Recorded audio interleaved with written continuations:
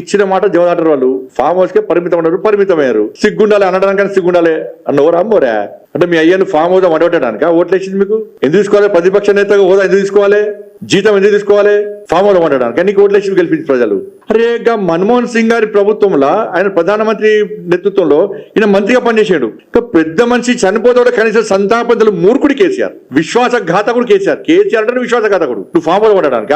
నువ్వు స్పందించకుంటే, నువ్వు మాట్లాడకుంటే నువ్వే ప్రతిపక్ష నేతవు, నువ్వు ఏ విధంగా ప్రజాపతి నేతవు? జ్యోతిరావు పూలే వర్ధంతికి రావు, జయంతికి రావు, అంబేద్కర్ గారి జయంతి వర్ధంతికి రావు. ఇక పివి నరసింహారావు జయంతి వద్దంటే ఎప్పుడు వస్తారంటే ఎన్నికలు ఉంటే వస్తారు, లేకుంటాడు. మీ కుటుంబానికి ఇచ్చుకోవాలనుకుంటే ఆ ప్రతిపక్ష హోదాకి హరీష్ రావుకి ఏరాదు. ఇప్పుడు బీసీకి వెళ్ళాలంటే గంగుల కమలాకర్, శ్రీనివాస్ యాదవ్ గారు ఉన్నారు, రెడ్డికి వెళ్ళిన ప్రశాంత్ రెడ్డి ఉన్నాడు, జగదీశ్వర్ రెడ్డి గారు ఉన్నారు.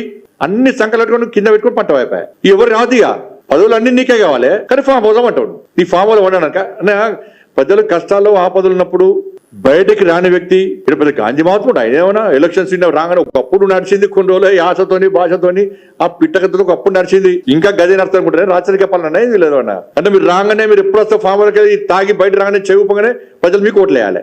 ఇది ఆ పాలసీ మీది. అటువంటి ఆలోచన ప్రజల లోపల లేదు. కేసీఆర్ ఎప్పుడు వస్తప్పుడు ఓటేయడానికి ప్రజలు సిద్ధంగా లేరు. నీ రాచరిక కుటుంబ పాలన ఇక రాదు, అది మర్చిపోలేదు.